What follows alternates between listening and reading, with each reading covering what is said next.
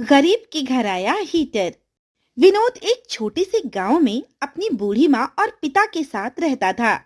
उसका गांव पहाड़ों पर था, जिस वजह से साल के 12 महीने वहां ठंड पड़ती थी और बर्फबारी में तो लोगों का जीवन बड़ा मुश्किल हो जाता था। विमल सेब के खेतों में मजदूरी करता था और वहां से मिलने वाले पैसों से ही अपना गुजारा किया करता था। माँ, सुना है कि इस बार बर्फबारी बहुत ज्यादा होगी। अगर बर्फबारी ज्यादा हुई तो हम लोग और परेशान हो जाएंगे। बाहर कितनी ठंड होती है और हमारा घर तो इतना गर्म भी नहीं कि हम सर्दी झेल सकें। हाँ बेटा, बर्फ गिरने के पहले कुछ तो व्यवस्था करके रखनी होगी। अपने पड़ोसी तो हीटर ले आए हैं, वो बहुत गर्म हवा देता है और कुछ ही देर में घर गर्म हो जाता है। अगर ऐसा है तो तू भी हीटर ले आ बेटा। ठीक है माँ, कल मैं लौटते वक्त दुकान से हीटर लेते आऊंगा। अगले दिन विमल हीटर की दुकान पर जाता है। दुकान पर ढेर सारे चमचमाते एक से एक नए नए हीटर रखे हुए थे। विमल दुकान वाले से पूछता है, अरे भैया, ये हीटर कितने का दिया? 5,000 रुपए का। ये तो बहुत महंगा है। इससे सस्ता कोई और हीटर नहीं है क्या? भाई, तुम्हारी हालत देखकर ही तुम्हें दुकान का सबसे सस्ता हीटर बताया था। अब इससे सस्ता तो मेरे यहाँ हीटर का खाली डब्बा भी नहीं मिलेगा। विमल उदास होकर अपने काम पर चला जाता है। वो दिन भर खेतों की रखवाली करता था, जिससे उसे दिन में 200 रुपए मिलते थे। आज जब वो अपनी दिहाड़ी लेने पहुंचा तो उसने मालिक से कहा, वो मैं कह रहा था कि अगर मेरी 2-3 महीनों की पेमेंट एक साथ मिल जाती तो बड़ा अच्छा होता। मजाक कर रहे हो क्या? 2-3 महीनों की तनख्वाह, वो भी खट्टी। ये लो 200 रुपए और कल समय पर आ जाना। शाम हो चुकी थी और बर्फ गिरने लगी थी। विमल पैसे लेकर घर आ जाता है।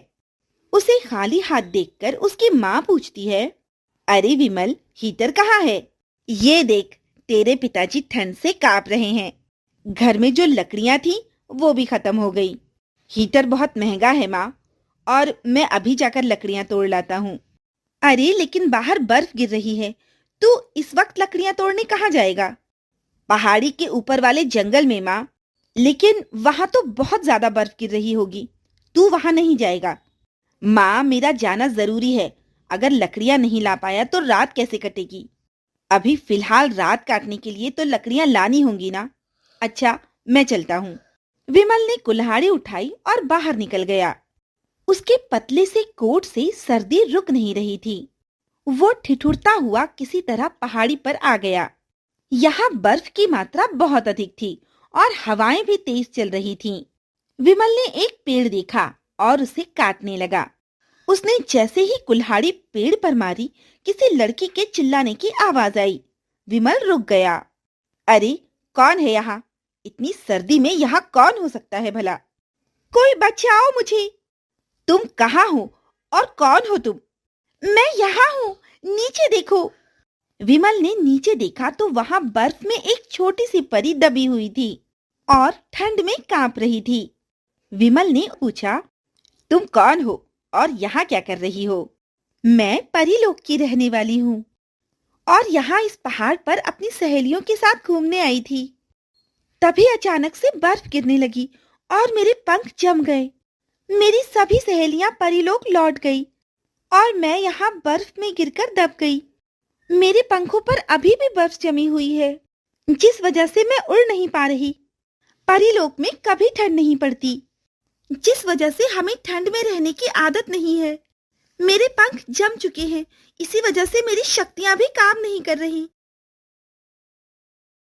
हाँ, तुम्हारे पंख तो जम चुके हैं। रुको, मैं कुछ करता हूँ। विमल अपनी जेब से माचिस निकालकर वहां पर पड़ी कुछ सूखी लकड़ियां इकट्ठा करता है और उन्हें जला देता है। और आग की गर्मी से परी के पंखों पर जमी बर्फ पिघल जाती है और वो उड़ने लगती है। तुम्हारा बहुत बहुत शुक्रिया, तुमने मेरी जान बचाई है। अब मेरी शक्तियां भी काम कर रही हैं।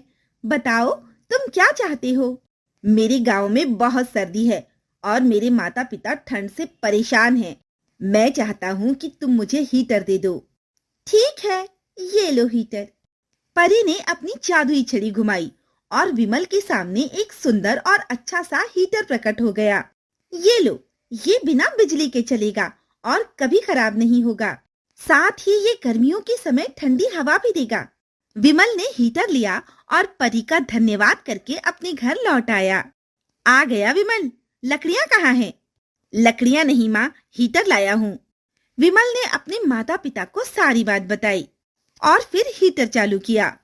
हीटर के चालू होते ही उससे गर्म हवा बाहर आने लगी और घर गर्म हो गया। अब विमल और उसका परिवार बहुत खुश था, क्योंकि अब उन्हें सर्दियों में परेशान नहीं होना पड़ेगा। तो दोस्तों, कैसी लगी आपको हमारी कहानी?